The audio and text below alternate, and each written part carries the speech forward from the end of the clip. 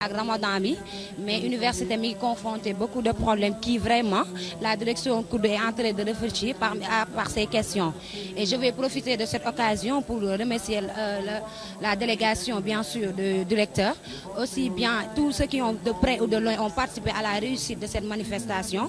Je profite aussi de cette occasion pour remercier l'ensemble des étudiantes qui sont vraiment braves et voilà. jàngat bi ma ciy def jàngat bu rafet la ndaxte bésu tey bi dafa nekk bés boo xam ne dafa am solo trop ci ñun ñëpp seetlu nañ ni ñun dañu am jafe-jafe ci li jëm ci wàllu restauration ndax étudiants yi nga xam ne dañ leen a war a restaurer dañoo bari te bëriwuñ ay jumtukaay ak yooyu ba heure lekk bu jotee dinañ gis rang yi bari trop bu fekkee nag am na ay partenaires yu ñëw pour dimbale ñu ci bés bu mel ne bés bi tombeeg woori koor ñun duñu def lu dul rafetlu ko kontaan ci trop. suñ présence fii aussi lu bari daf ko waral dañu dénk ndaw ñi ci état bi bon ñu teg ci aussi nekkoon ay ndongoy daara jaar fii xam li fi nekk lépp amoon fi aussi benn engagement ci ay fànn yu bari donc suñu relation ak nous sommes des amis de l'université donc suñu relation ak étudiants yi suñu relation ak daara ju kawe ji dafa yàgg du tey donc dinañ continuer leen jàppale dinañ continuer aussi di dalal xale yi parce que suñu liggéey la di leen accueillir di leen orienter di leen placer. ma gërëm ki nga xamante ni mooy directeur COUD ci lim ñu jàppale ci initiative bi parce que bi mu ko déggee tegu ci benn baat daf ñu cee jàppale ni mu ci war a jàppale ba pare itam gërëm waa Marmite du Cœur yi nga xamante ni dañ fi ñëw vraiment ñoom tamit bi ma leen ko waxee sur passage yi nga xamante ni war na am Sénégal yëpp daf dañoo mujj obligé sax di reyante seen biir pour mën a fexe passage bi mën a am à l'université Cheikh Anta Diop muy nekk loo xamante ni ñu ngi koy rafetlu ba pare itam di leen gërëm di leen sant gërëm leen aussi yéen waa 2S yi nga xamante ni yéen a ànd ak ñoom di def liggéey bu rafet bi Marmite du Cœur man bi ñëwee Cambérène laa koy soog a gën a xam si laay soog a gën a xam utilité bi vraiment c'est le social waaw.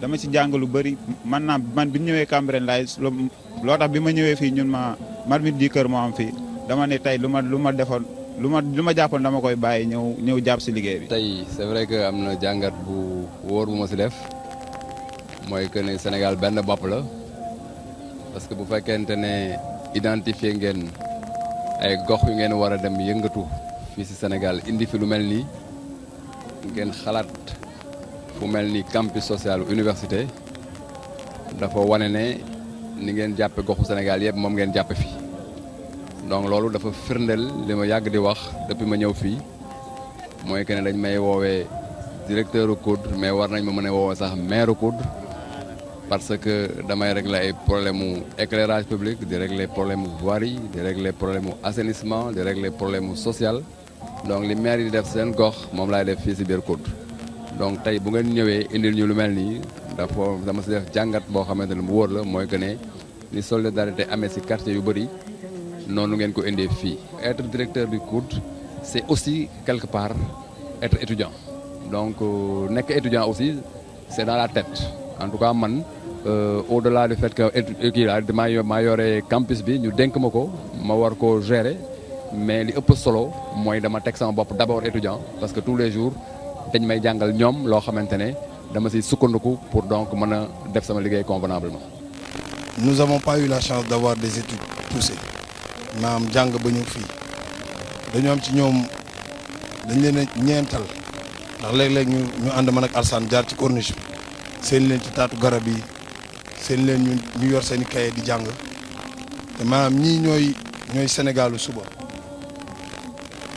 dafa am ñoo xamante ne dañoo opté génn am ñoo am ne dañoo opté toog jàng gëm le système éducatif sénégalais nekk fii te ñoom ñooy lay sunu yaakaaru suba étudiants yi muy man muy Alsane muy njabootu Marmite du Cœur bi yëpp dafa am fu ñu teg étudiants yi dañ leen a bëgg dañ leen a ñëwantal dañ leen di bàyyi xel saa su ne ci suñu waxtaan nan la ñu mën a def ba améliorer seen ay conditions bu ñu ko suñu borom mayee dañoo nekk ci réew moo xam ne nag Sénégal la quoi l'État ne peut pas tout faire changement benn ère de changement am na dañuy santaat suñu borom ndaxte biñ ñëwee fii dañ fi fekk ay kilifa yoo xam ne ci seen kàddu da ngay dégg ne ay étudiants lañ c'est-à-dire jëluñu casquette directeur général COUD wala ki ñu dénk emploi ndaw ñi parce que ñoom ak ñii ñoo yem te loolu maanaam bu amee rek dialogue day am communication day am parce que fu waxtaan am dialogue am fa communication am rek suñu borom indi yërmande.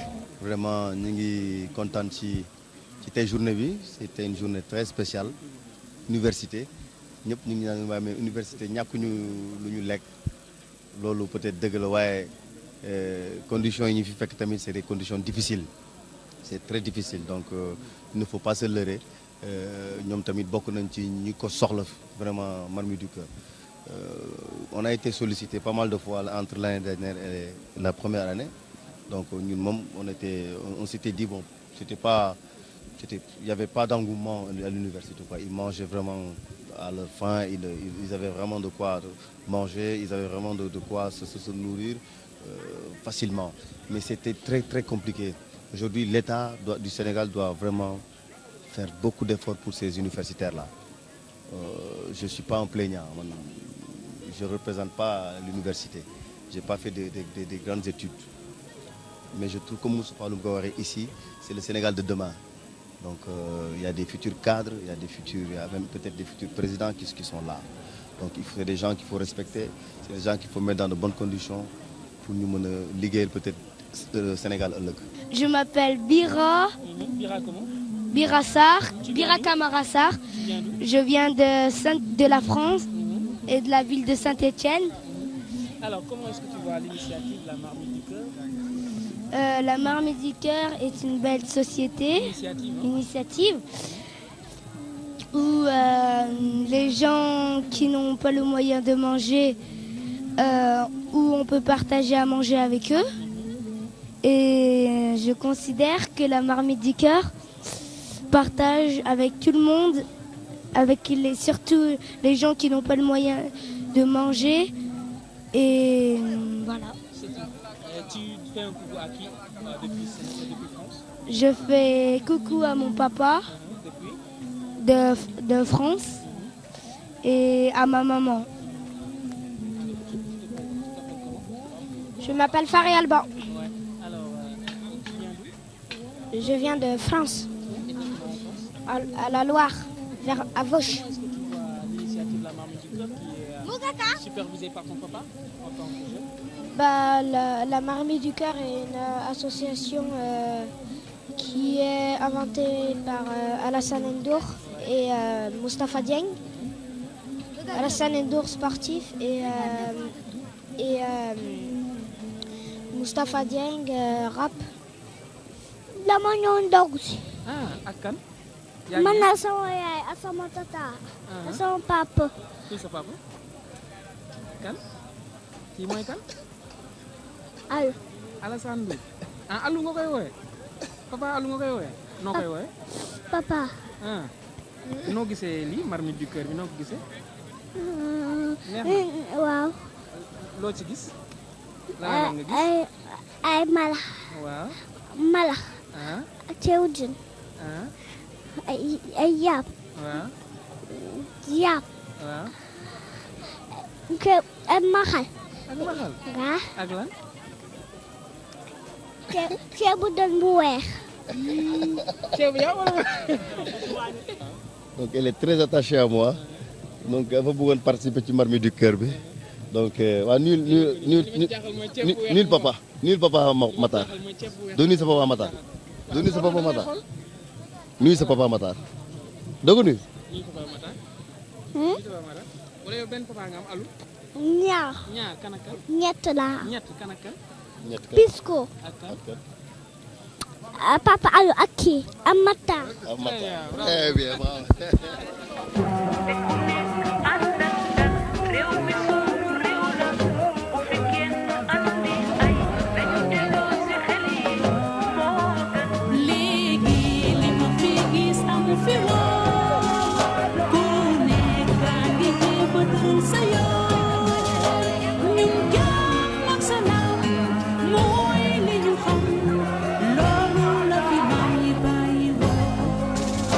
Sénégal ñun la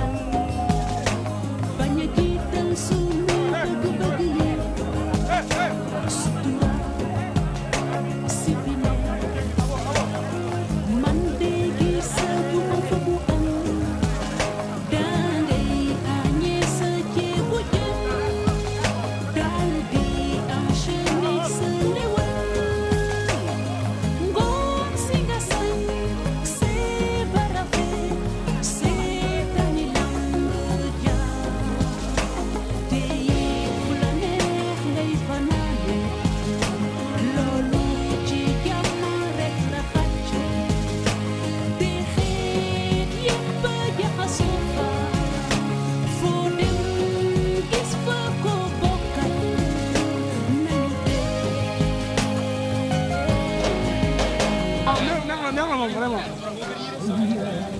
bilaay moo gën moom vraiment. sant yàlla rek non sant yàlla rek baay bilaay. li dafa neex waa sant yàlla rek. ñu ngi sant bu baax. borom Touba. waaw bi réseau. waaw mais xam nga. non bii boo gën a taw feexe. neex na trop. oui. ah oui. ah neex na trop. oui. waaw jëm kanam rek. non am na solo trop waaw jërëjëf. waaw affaire yi daal macha allah quoi. waaw lii moom buy yàgg moom baax na trop. ci weeru koor bi nii weeru partage la. kon gars bu ñu koy def ñun dañ leen di gërëm rek surtout ñu ñëw université. waaw restaurant lañ doon lekk wala dem restaurant privé jënd kon tey yooyu yëpp kii nañu quoi. parce que instant bii nii xam nga rek ak koor gi ñëw ci étudiants yi defal leen wax dëgg yàlla sant nañ ci bu baax a baax a baax. waaw noonu lañ ko gisee daal bu fi lii amoon moom dina baax moom. waaw yu mel ni moom baax na trop quoi waaw yii nii moom xam nga weeru koor ay nit ñi bëri xaw nga defaral leen lii nii quoi lu nice la quoi. buñ sañoon day continuer di am tout le temps bu ko defee gars yi gën ci mën a sant seen bopp quoi voilà c'est une initiative à saluer tey ñoo ngi leen di waa non pas ay non daaw ñu am ay difficulté sax mais souvent dañ daan préférer dem resto privé. ci jàmm donc lañu xam kon yàlla na yàlla doon jàmm ak sal.